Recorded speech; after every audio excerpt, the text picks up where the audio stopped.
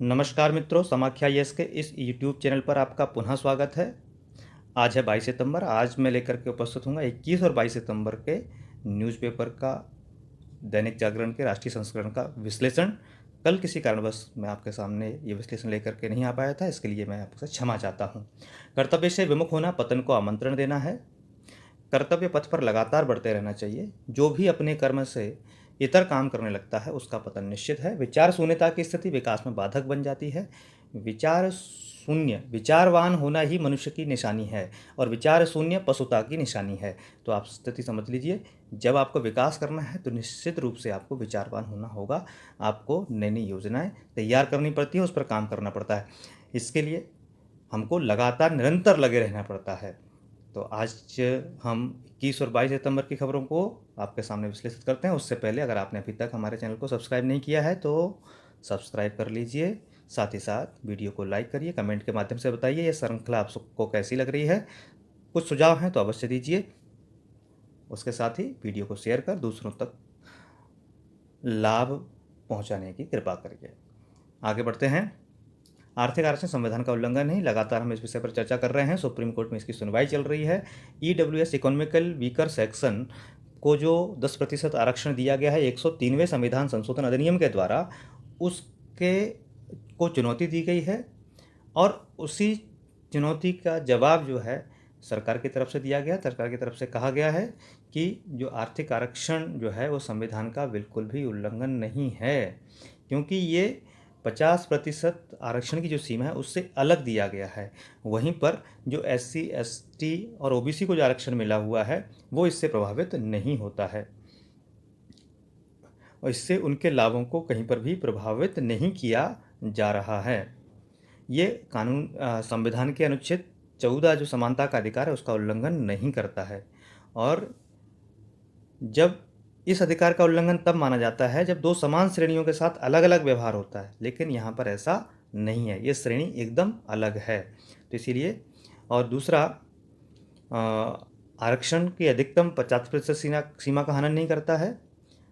साथ ही साथ सामान्य वर्ग में बहुत सारे लोग इतने गरीब हैं तो उनको अगर हमने सहयोग नहीं किया तो समाज में एक अलग प्रकार का वर्ग ऐसा पैदा हो जाएगा, अलग प्रकार का वर्ग पैदा हो रहा था जो कि समाज में सबसे निचले स्तर पर जा रहा था। वहीं जो सुप्रीम कोर्ट में पहली बार गरीबों को सकारात्मक कदम उठाने के लिए आरक्षण का लाभ दिया गया है। सुप्रीम कोर्ट में ये बात कही गई है और वहीं पर कुछ चर्चा हुई है कि कितने गरीब हैं, कुल गरीबों की जनसंख्या कितनी है, इस विषय पर बातचीत हुई है। तो जो अटॉर्नी जनरल है उन्होंने कहा कि देश में लगभग 25% जनसंख्या ऐसी है जो गरीब है, इस कोटे में आती है। वहीं पर कोर्ट ने कहा कि सामान्य वर्ग कितने हैं इसमें थे, तो उन्होंने कहा कुल जनसंख्या का 18.2% सामान्य वर्ग गरीबी की श्रेणी में आता है। उन्होंने कहा कि ये आंकड़ा कौन सी जनसंख्या, कौन सी जनगणना के आधार पर लिया गया है, तो कहा गया 2011 की जनगणना के आधार पर लिया गया है। तो इस 11 साल जो जनगणना को हो चुके हैं ये अपडेटेड नहीं है। तो अब भी ऐसी स्थिति है क्या? तो नीति आयोग की 2021 की जो रिपोर्ट है उसको आधार भी बनाया गया है, वहाँ पर भी यही आंकड़े लगभग आते हैं।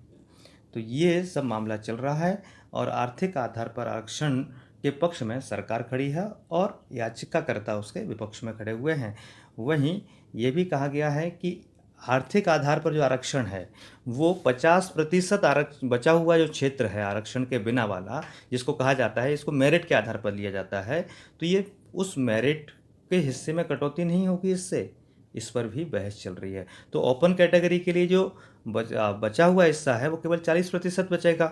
तो ऐसे में किसका हिस्सा कटेगा, इस बात का जवाब देना होगा। और वहीं पर ये कहा गया है कि ये याचिका जो है, जो अपील की गई है, जो याचिका की गई है, जो लिटिगेशन है, ये कानून के उल्लंघन के लिए की गई है। ये कहा गया है कि ये संविधान संशोधन जो 103 है वो संविधान सम्मत नहीं है, ये संविधान के मूल ढांचे यानी बेसिक स्ट्रक्चर का वायलेशन है। और उसी आधार पर ये सिद्ध करना होगा याचिकाकर्ताओं को कि किस प्रकार से ये संविधान का उल्लंघन कर रहा है, किस प्रकार से मूल ढांचे का उल्लंघन कर रहा है। और स्पष्ट रूप से सरकार ने कहा है कि ये अलग प्रकार का है, आरक्षण है, ये नया है और सामान्य वर्ग को 10% आरक्षण देने का काम जो है वो समाज में समरसता लाने का एक अच्छा माध्यम है। तो अभी बहस चलेगी, आज भी बातचीत होगी इस पर हम कल बात करेंगे। हिजाब विवाद बड़ा जो सुप्रीम कोर्ट मामला चल रहा है, कर्नाटक हाई कोर्ट के निर्णय को चुनौती दी गई है। तो उसमें एक चीज़ सामने आई है जो सरकार के द्वारा कहा गया है कि जो हिजाब विवाद पूरा है वो किसी षड्यंत्र के तहत लाया गया विवाद है, क्योंकि इससे पहले पिछले साल तक सभी छात्राएं जो है बिना हिजाब के स्कूल आती थी, यूनिफॉर्म में स्कूल आती थी। अचानक ही PFI popular front of India, जिसका नाम कई सारे देश भर के दंगों में आता है, कई सारे षड्यंत्रों में आता है, उसके द्वारा जो अभियान चलाया गया उसके बाद जो है हिजाब विवाद सामने आया। उसके बाद छात्राओं ने विरोध करना शुरू किया है यूनिफॉर्म में आने से और हिजाब को पहनकर आने की जिद करना शुरू की है। तो ये मामला जो है कहीं ना कहीं षड्यंत्र के तहत, साजिश के तहत लाया गया लगता है। तो उन्होंने साथ ही साथ जो सरकार की तरफ से पक्ष रखने वालों ने कहा है, यानी सॉलिसिटर जनरल तुषार मेहता ने कहा है कि बहुत सारी चीज़ें हैं जो कुरान में कही गई हैं, लेकिन हिजाब को आदर्श धार्मिक प्रथा तो माना जा सकता है लेकिन अनिवार्य नहीं है। जैसे सिखों में कड़ा, पगड़ी धर्म का अभिन्न हिस्सा है, ऐसे ही इस्लाम में हिजाब नहीं हो सकता, क्योंकि हिजाब को लेकर के कई सारे देशों में विरोध चल रहा है और बहुत सारे देश में हिजाब पर बैन भी है, लेकिन इस्लाम वहाँ पर भी चल रहा है। तो वहीं पर कहा गया है कि यूनिफॉर्म का उद्देश्य होता है सभी लोग समान दिखें, कोई अपने आप को हीन न समझे और अनुशासन बना रहे। सरकार अगर ऐसा नहीं करती तो संवैधानिक कर्तव्य की अवहेलना होती है। तो ये मुद्दा कल भी सुना गया और वहीं पर इसमें जो है मुद्दे में एक इंटरेस्टिंग बात यह है कि ये कहा गया है कि हिजाब जो है वो केवल क्लास में बैन है, उसके अलावा स्कूल के बाहर, क्लास के बाहर आप हिजाब पहनिए, कुछ भी पहनिए, वो आपकी अपनी स्वतंत्रता है, वो आपको आर्टिकल 21 में दी गई है। लेकिन ये स्कूल का मामला है, ये धार्मिक पहलू नहीं है। इस आदेश को ला करके सरकार ने पंथ निरपेक्ष राज्य के जो सिद्धांत हैं उसका पालन किया है, क्योंकि सब समान दिखेंगे, इससे सभी को सही तरीके से समझाना आसान होगा। वहीं शिक्षकों ने भी इसमें अपने आप को पार्टी बनाया। शिक्षकों की तरफ से वकील ने कहा कि हिजाब पर बैन बिल्कुल ठीक है, स्कूल का माहौल स्वतंत्र और बाधा रहित हो, इसमें बच्चों के चीज़ें बता पाना आसान होता है। आप किसी का आप पहनावा देख करके आप बहुत सारी चीज़ें जो है संकोच बस शिक्षक जो है उसको अच्छे से एक्सप्लेन नहीं कर पाता है। तो सभी को सही तरीके से सिखाने के लिए हिजाब पर बैन जरूरी है। तो हमको पता है कि सीधा सीधा सरकार ने कहा है, कर्नाटक सरकार ने की तरफ से भी कहा गया है कि इस पर हमने बिल्कुल भी किसी भी तरीके से धार्मिक आधार पर नहीं सोचा है और सिर्फ पंथ निरपेक्ष सरकार के कर्तव्यों का पालन किया है। अभी और सुनवाई होगी और इसमें कोर्ट ने कहा है कि हम बहुत जो है तर्क सुन चुके हैं, अब जल्दी से इस बहस को कंक्लूड किया जाए। तो आज भी इस पर बहस होगी और देखते हैं आगे क्या निर्णय आता है, उसके बारे में हम आपको कल बताएंगे। 2047 तक देश को पर्यटन क्षेत्र में अग्रणी बनाने की तैयारी में केंद्र है। पर्यटन क्षेत्र के बारे में हमने लगातार बात की, क्योंकि हिमाचल प्रदेश के धर्मशाला में देश भर के राज्यों के पर्यटन मंत्रियों की जो बैठक हो रही थी उसमें इस मामले को उठाया गया और कहा गया है कि 2047 तक देश जो है विश्व के अन्य देशों की अपेक्षा पर्यटन क्षेत्र में आगे हो, इसके लिए नई नई योजनाएं बना रही है। सरकार ने कहा जो आगे आने वाले 8 साल हैं, यानी 2030 तक को नई जो है योजनाएं लागू करके हम देश को पर्यटन क्षेत्र का एक जो है कायाकल्प ही कर देंगे। छोटे और दीर्घकालिक लक्ष्य दोनों निर्धारित किए गए हैं। अगले साल जो देश में होने वाली G20 की बैठकें हैं उनसे बड़ी उम्मीद है, उनसे बड़ी आशा है, हम इसके बारे में बात कर चुके हैं, क्योंकि G20 देशों के जो लोग हैं वो लगातार भारत में आएंगे। वहीं नीति आयोग के पूर्व सीईओ जो हैं G20 के जो शेरपा हैं अमिताभ कांत, उन्होंने इस बैठक में भाग लिया और केवल आंध्र प्रदेश, दिल्ली, पुडुचेरी, अंडमान निकोबार को छोड़कर के सभी राज्य और केंद्र शासित प्रदेश के जो पर्यटन मंत्री थे उन्होंने इसमें भाग लिया। इसको धर्मशाला घोषणा पत्र, धर्मशाला अनाउंसमेंट कहा गया है और कहा जा रहा है कि अगले 18 महीने में जो हम कोरोना से पहले की स्थिति में थे पर्यटन क्षेत्र में, उसमें दोबारा से आ जाएं। अभी तक केवल जम्मू कश्मीर, उत्तराखंड और गोवा ने ही कोरोना से पूर्व की, यानी कोरोना से पहले जो जितने पर्यटक आते थे उसकी स्थिति प्राप्त की है। अन्य राज्य अभी कमज़ोर स्थिति में हैं, उसको भी अगले 18 सालों में कोरोना से पहले की स्थिति में आने का लक्ष्य रखा गया है। जम्मू कश्मीर में 1.42 करोड़ पर्यटक पहुंचे हैं, करीब 11,000 विदेशी सैलानी उसमें पहुंचे हैं और जम्मू कश्मीर में 160 फिल्मों की शूटिंग की भी अनुमति दी गई है। अब जम्मू कश्मीर पुराने वाला जम्मू कश्मीर बन रहा है, जहां की वादियों में फिल्मों की शूटिंग दोबारा से शुरू होगी। तो ये रहा हमारे पर्यटन क्षेत्र के को बढ़ावा देने की तैयारी, क्योंकि अकेला पर्यटन क्षेत्र जो है जीडीपी में $250 अरब का योगदान करता है, एक बहुत बड़ा हिस्सा है। आगे बढ़ते हैं। हिंद प्रशांत क्षेत्र में ढांचागत सुविधाएं बढ़ाएगा भारत, फ्रांस, यूएई। हमारे विदेश मंत्री संयुक्त राष्ट्र संघ महासभा की बैठक में भाग लेने के लिए अमेरिका में है। वहाँ पर भारत, फ्रांस और यूएई के बीच में जो वार्ता हुई उसमें जो इंफ्रास्ट्रक्चरल फैसिलिटीज़ है हिंद प्रशांत इंडो पैसिफिक रीजन में, उसको बढ़ाने के लिए बात हुई। उसके साथ साथ जो रणनीतिक रिश्ते हैं यानी स्ट्रेटजिकल रिलेशन हैं, उनको भी नए आयाम देने की कोशिश हो रही है भारत और फ्रांस के बीच। और आने वाले दिनों में इन देशों के बीच रणनीतिक यानी स्ट्रेटजिकल, आर्थिक, इकोनॉमिकल कोऑपरेशन यानी सहयोग को और ज़्यादा विस्तार मिलेगा। और यूएई और फ्रांस दोनों ही भारत के स्ट्रेटेजिक पार्टनरशिप हैं, रणनीतिक साझेदार हैं। इसी तरह भारत, फ्रांस और ऑस्ट्रेलिया के बीच भी त्रिपक्षीय संगठन का एक अलग महत्व होगा। वहीं ये तीनों देश की बैठक जो है उन पर भी बात होनी है और उस पर जैसे बात होगी हम आपके सामने रखेंगे। तो ये था हिंद प्रशांत क्षेत्र, इंडो पैसिफिक रीजन में भारत की बढ़ती महत्ता।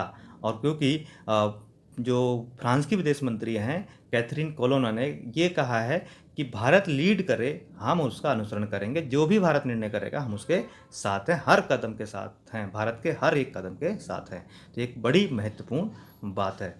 वहीं पर वन आर्थिकी को सशक्त करने के लिए सुदूर गांव तक पहुंचा रहे हैं बाजार, यानी सीधी सीधी बात है, जो वनोपज है, वनोपज का लाभ जो है वहाँ के वनवासियों को होना चाहिए। इसी दृष्टिकोण को ध्यान में रखते हुए ISB यानी Indian school of business Hyderabad ने नया बिजनेस मॉडल तैयार किया है, जहां पर जो वनोपज है यानी फॉरेस्ट प्रोडक्ट हैं उन पर ग्रामीणों के अधिकार को लेकर बड़ी कंपनियों से सही कीमत दिलाने तक इस परियोजना पर झारखंड, उड़ीसा, महाराष्ट्र, हिमाचल प्रदेश में काम चलाया जा रहा है।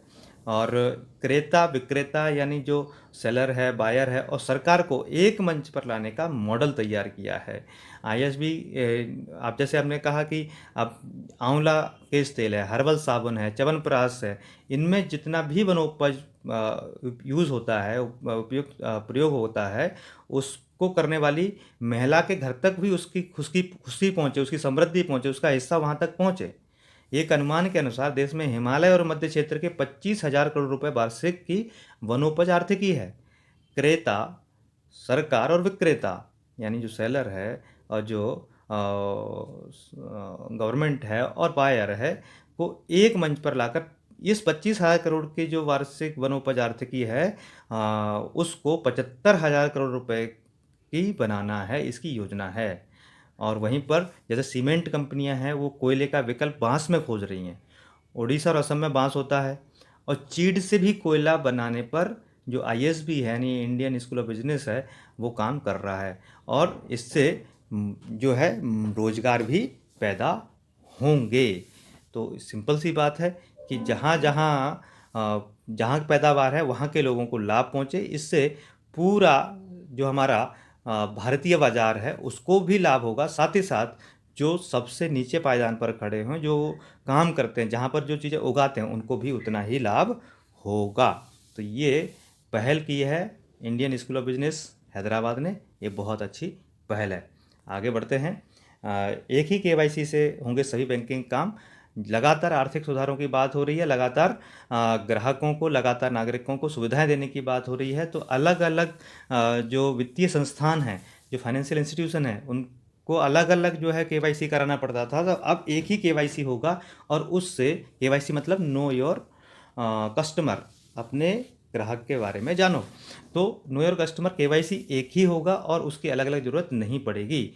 इससे जो ग्राहक है, कस्टमर है, उसकी वित्तीय सुरक्षा भी सुनिश्चित होगी, उसकी फाइनेंशियल सिक्योरिटी ये सुनिश्चित हो जाएगी। डिजिटल ट्रांजैक्शन में लगातार जो तेज़ी आ रही है, साइबर सिक्योरिटी और पर्सनल डाटा सिक्योरिटी और राष्ट्रीय सुरक्षा, नेशनल सिक्योरिटी जैसी चुनौतियां भी उससे सामने आ रही हैं। इससे निपटने के लिए आर्टिफिशियल इंटेलिजेंस का इस्तेमाल को बढ़ावा दिया जा रहा है। वहीं national payment corporation of India, जिसको NPCI बोलते हैं, तो national payments corporation of India ने अगले 5 साल में UPI से रोजाना 1 अरब ट्रांजैक्शन का लक्ष्य रखा है। और इस माह जुलाई महीने में UPI जो है उससे 6.28 अरब ट्रांजैक्शन के जरिए 10.62 लाख करोड़ रुपए का जो ट्रांजैक्शन हुआ, लेन देन किया गया है, जो जून माह के मुकाबले 7% अधिक है। तो इसी चीज़ों को ध्यान में रखते लगातार जो है लगातार ऑनलाइन ट्रांजैक्शन बढ़ रहा है, इसको विशेष गौर किया जा रहा है। और इसी को ध्यान में रख करके ये नए नए जो है आर्टिफिशियल इंटेलिजेंस के तरीके अपनाए जा रहे हैं। विदेशी निवेशक भारत में फिनटेक निवेश करने में दिलचस्पी दिखा रहे हैं। फिनटेक ने फाइनेंशियल टेक्नोलॉजी में जो है निवेश कर रहे हैं। भारत में 6636 स्टार्टअप हैं, वो फाइनेंशियल सेक्टर में काम कर रहे हैं, वित्तीय क्षेत्र में से जुड़े हैं। इनमें से 21 जो है वो फिनटेक फाइनेंशियल टेक्नोलॉजी स्टार्टअप हैं जो यूनिकॉर्न बन चुके हैं। और 21 बैंक अकाउंट एग्रीगेटर के डेटा के आधार पर लोन दिए जा रहे हैं, दे रहे हैं। वहीं पर वित्त मंत्री ने कहा है कि जलवायु परिवर्तन जो है वो विकसित देशों के द्वारा जो जलवायु परिवर्तन है उसमें विकसित देशों का जो योगदान है वो सबसे ज़्यादा है। बारिश की पद्धति बदल गई है, समुद्र तट पर बाढ़ आ जा रही है, और एक तरफ वित्तीय जो विकसित देश हैं वो न तो राशि और न ही टेक्नोलॉजी का ट्रांसफ़र कर रहे हैं। तो जलवायु परिवर्तन से जो लड़ाई है उसको सबको मिलकर के लड़नी है, और इसमें योगदान सबसे ज़्यादा विकसित देशों का होना चाहिए, जो नहीं हो रहा है। तो ये रहा हमारे वित्त मंत्री सीतारमण के द्वारा दिया गया भाषण है, उसके कुछ अंश थे। वहीं पर कृषि मंत्री जो नरेंद्र सिंह तोमर हैं, उन्होंने कहा है कि सरकार नई कृषि तकनीक को प्रोत्साहित कर रही है। इससे लागत में कमी आएगी, उत्पादन में वृद्धि होगी, किसानों को उनकी उपज का बेहतर मूल्य मिलना सुनिश्चित होगा। और विभिन्न कृषि तकनीक से 2025 तक खाद्य मांग की पूर्ति के लिए उत्पादन लक्ष्यों को पूरा करने में मदद मिलेगी। वहीं कृषि क्षेत्र की जो चुनौतियां हैं उसको सामना कर रही हैं, उसमें रकबे की कमी और प्राकृतिक आपदा 2 प्रमुख जो है चुनौतियां हैं। जो लगातार रकबा घट रहा है, यानी जनसंख्या बढ़ रही है तो छोटे छोटे खेत होते जा रहे हैं। वहीं प्राकृतिक आपदा भी लगातार जो है कृषि क्षेत्र के लिए चुनौती बनी हुई है। कभी बाढ़ आ जा रही है, कभी सूखा आ जा रहा है, और कभी मानसून का पैटर्न है वो बदल जा रहा है। तो ये चिंता का विषय है कृषि क्षेत्र के लिए। आगे बढ़ते हैं।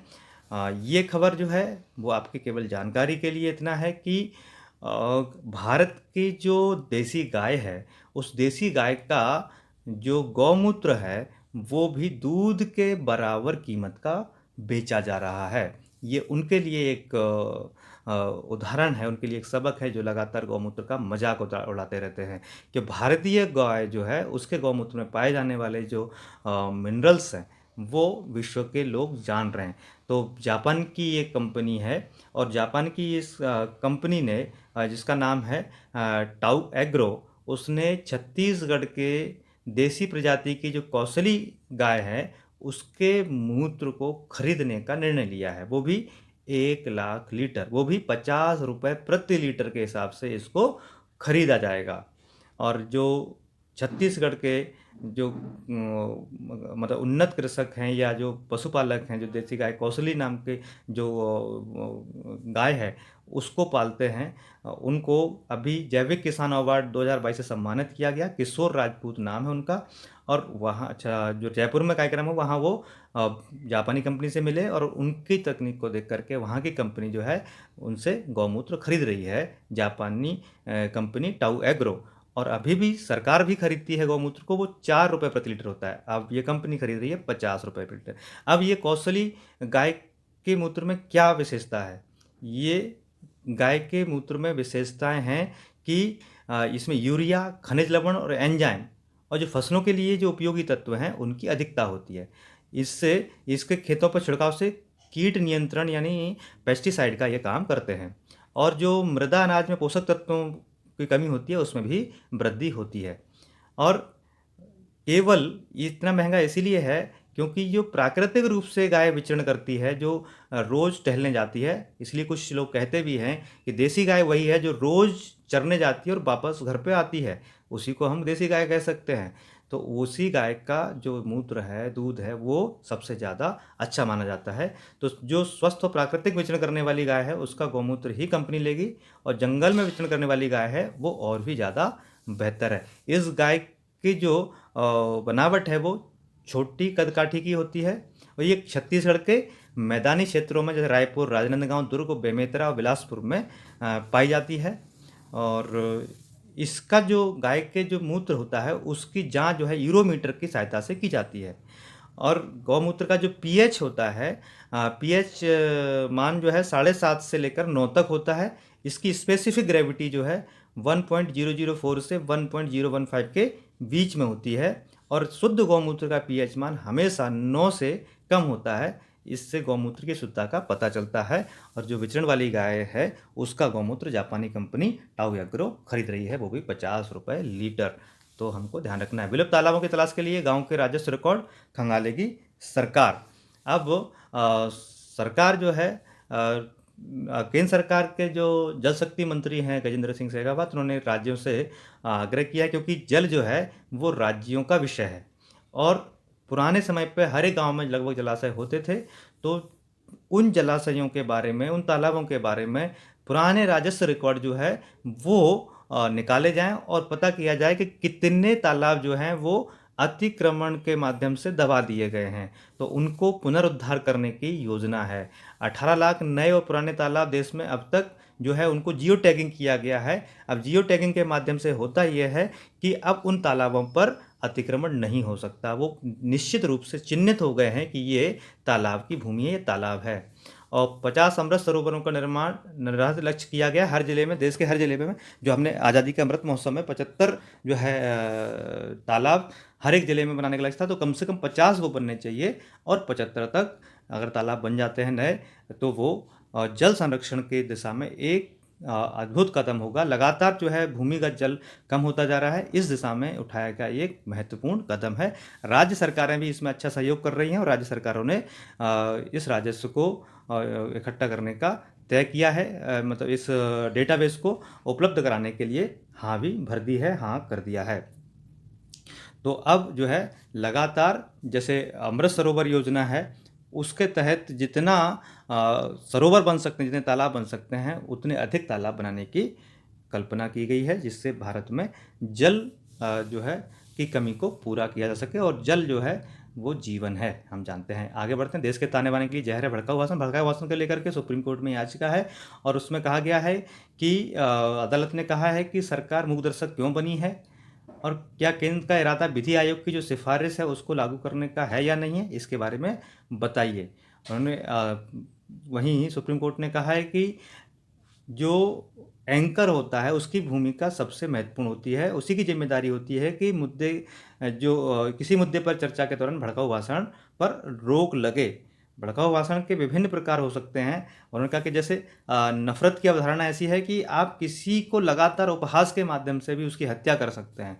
आपने कुछ भी नहीं किया लेकिन उसको इतना प्रताड़ित कर देते हैं, उसका मजाक उड़ा करके, उसको उपहास करके, तो वो अपने आप को ही खत्म करने की सोचने लगता है। वहीं कहा है कि मुख्य धारा की मीडिया और इंटरनेट मीडिया पर ये भाषण अनियंत्रित हैं। जो एंकर हैं टीवी की चर्चा के दौरान, उनकी भूमिका भी महत्वपूर्ण हो जाती है। और विजुअल मीडिया दिमाग पर काफ़ी गंभीर प्रभाव डालता है, और किसी समुदाय को नीचा दिखाते हैं देखें तो वह व्यक्ति क्या महसूस करता है, इसके बारे में हमें सोचना चाहिए। हम सभी इस गणतंत्र के हैं, और बाकी जो संवैधानिक मूल्यों को हमें बढ़ावा देना चाहिए और सभी के बारे में सोचना चाहिए। टीवी चैनल वास्तव में ट्रस्टी हैं इस गणतंत्र को बढ़ाने के लिए। तो ये एक फिलोसफिकल दार्शनिक बात एक तरह से सुप्रीम कोर्ट ने कही है। हम एक राष्ट्र हैं और हर कोई इस राष्ट्र का है, इस भाव के साथ काम करना चाहिए। जो प्रस्तावना में दिया गया है बंधुत्व की भावना, उस की ओर हमको ध्यान देना चाहिए। प्रस्तावना में कहा गया है कि राष्ट्र की एकता अखंडता सुनिश्चित करने वाली बंधुता, वहीं व्यक्ति की गरिमा और राष्ट्र की एकता अखंडता सुनिश्चित करने वाली बंधुता बढ़ाना है। तो व्यक्ति की गरिमा बनी रहे, राष्ट्र की एकता अखंडता पर कोई जुड़ रहे, ऐसी बंधुता की भावना को बढ़ाने का काम करना चाहिए। और विजुअल मीडिया का जो विनाशकारी प्रभाव है उसको कम करने के लिए हमें कुछ ना कुछ नए कदम उठाने होंगे। और साथ ही साथ कहा है कि टीवी उद्योग जो है अनियंत्रित है। भड़काऊ भाषण के मुद्दे से निपटने के लिए एक सिंक्रोनाइज तरीका होना चाहिए, जिससे देश को एक जिम्मेदार लोकतंत्र होने की ज़रूरत है जिसके लिए, और जहां जवाबदेही भी सुनिश्चित हो, यहाँ पर रिस्पॉन्सिबिलिटी अकाउंटेबिलिटी भी सुनिश्चित हो। और वहीं पर 14 राज्यों ने इस मामले में अपना जवाब दाखिल कर दिया है। अगली सुनवाई 23 नवंबर को होगी, उसके बाद हम इस पर फिर से चर्चा करेंगे। वहीं सेमीकंडक्टर निर्माण पर 50% वित्तीय मदद देगा। अभी तक सेमीकंडक्टर हम पूरी तरह से 100% आयात पर निर्भर थे। हम लगातार इंपोर्ट कर रहे थे। सबसे ज़्यादा इंपोर्ट जो है ताइवान से हो रहा था, लेकिन अब भारत ने तय किया है कि भारत सेमीकंडक्टर मैन्युफैक्चरिंग हब बनेगा। और इसके लिए भारत सरकार ने जो अभी तक 30 से 50% तक की जो सहायता थी उसको बढ़ा करके 50% तक जो है वित्तीय सहायता देने का लक्ष्य रखा गया, जिससे ज़्यादा से ज़्यादा कंपनियां सेमीकंडक्टर इंडस्ट्री में अपना निवेश करें, अपना इन्वेस्टमेंट करें। और इसके लिए जो है अभी तक जो कंपनियां तैयार हुई हैं, ऐसी कंपनियां जो है वेदांता और फॉक्सकॉन ने गुजरात में 1.5 लाख करोड़ रुपए के निवेश से सेमीकंडक्टर यूनिट लगाने की घोषणा की है। और इसके बाद compound semiconductor, silicon photonics, sensor fab और सेमीकंडक्टर ATMP OSAT सुविधाओं की स्थापना के लिए समान व्यवस्था मान्य हो जाएगी। वहीं पर दूसरी तरफ जो सौर उपकरण हैं उनको भी PLI मंजूर हुई है। PLI ने प्रोडक्शन लिंक्ड इंसेंटिव 19,500 करोड़ रुपए की, यानी सौर ऊर्जा से जुड़े जितने उपकरण हैं वो देश में ही निर्माण हो, इसके लिए इस योजना को लाया गया है। भारत हर साल जो है 1.40 लाख करोड़ रुपए के जो विदेशी मुद्रा है वो हम इन उपकरणों को, इन जो है सामान को बाहर से खरीदते हैं, उसमें खर्च करते हैं, वो हमारा बच जाएगा। मई 2021 में पहली बार 4500 करोड़ रुपए की स्कीम को मंजूरी दी गई थी। इस स्कीम का विस्तार करके 24,000 करोड़ रुपए की योजना बनाने की घोषणा जो है वित्त मंत्री के द्वारा की गई थी। अब इसका योजना का एक मुख्य मकसद जो है वो देश में 65,000 मेगावाट क्षमता वाले सोलर PC मॉड्यूल्स का निर्माण करना है। और वहीं पर यह भी कहा गया है कि केवल सोलर PV सेल्स के निर्माण में आत्मनिर्भर बनाना ही इसका लक्ष्य नहीं है, बल्कि इसको वैश्विक आपूर्ति सप्लाई का केंद्र भी बनाना है। यानी विश्व भर में हम अपने इस PV सेल्स को जो है वो बेचेंगे। तो लगातार भारत जो है अपने आर्थिकी को मजबूत करने के लिए, अपने निर्यात को, एक्सपोर्ट को बढ़ाने के लिए काम कर रहा है। वहीं हम बात करें बिहार की एक नदी में जो है पश्चिमी चंपारण जिले की बनचहरी गांव के पास हरहा नदी है, उसमें एक मछली मिली है जिसे अमेजन स्नेल फिन कैटफिश नाम से जाना जाता है। ये मिली है, इसकी 4 आँखें हैं और चीते जैसे धारीदार इसका शरीर है। ये मछलियाँ सामान्यतः नहीं मिलती हैं। इससे पहले वाराणसी में इसको देखा गया था। ये पर्यावरणीय खतरा है। ये इसीलिए है क्योंकि ये मछलियाँ दूसरे जो है प्राणियों को खा करके, जीवों को खा करके जिंदा रहती है। इससे दूसरे जीवों पर जीवन का संकट आ जाता है। और ये कहा गया है, आती कहाँ से मछलियाँ, कि लोग बाहर से जो है मछलियों को खरीद कर लाते हैं, लेकिन बाद में ये नदियों में छोड़ देते हैं। तो ये कहीं ना कहीं पर्यावरण के लिए खतरा हो सकती है। इस मछली का नाम जो है वो है अमेजन स्नेल फिन कैटफिश। ये अमेजन नदी में मिलती है सामान्यतः दक्षिण अमेरिका में। आगे बढ़ते हैं, आज के इतिहास की बात करते हैं। यानी पहले कल 21 सितंबर के इतिहास की बात कर लेते हैं। 21 सितंबर के दिन 1950 में उच्छंगराव नवल शंकर ढेबर का जन्म दिवस था। 1928 में वकालत के करियर शुरुआत की। 1936 में वकालत छोड़कर देश सेवा में लग गए। सत्याग्रह, भारत छोड़ो आंदोलन में हिस्सा लिया और जेल में भी गए। स्वतंत्रता के बाद काठियावाड़ की रियासतों को भारतीय संघ में मिलाने में महत्वपूर्ण भूमिका निभाई। 1948 में सौराष्ट्र के सीएम बने। 1955 में भारतीय राष्ट्रीय कांग्रेस के अध्यक्ष बने। 11 मार्च 1977 को आपका निधन हो गया। ऐसे UN ढेबर यानी उच्छंगराय नवल शंकर ढेबर का जन्म 21 सितंबर 1905 को हुआ। 21 सितंबर 1949 को मणिपुर के तत्कालीन शासक महाराजा बोधचंद्र सिंह ने भारत सरकार के साथ विलय के समझौते पर हस्ताक्षर किया और भारतीय संघ का हिस्सा बने। 1900 पहले इसको केंद्र शासित प्रदेश बनाया गया। 1972 को मणिपुर जो है पूर्ण राज्य घोषित हुआ। वहीं 21 सितंबर 2003 को नासा ने गैलीलियो यान को अंतरिक्ष में ही नष्ट कर दिया। गैलीलियो जो था वो बृहस्पति ग्रह की जानकारियों को जुटाने के लिए 18 अक्टूबर 1989 में शटल अटलांटिस से लॉन्च किया गया था। और गैलीलियो पृथ्वी से के बाहर किसी भी ग्रह की परिक्रमा करने वाला पहला अंतरिक्ष यान था।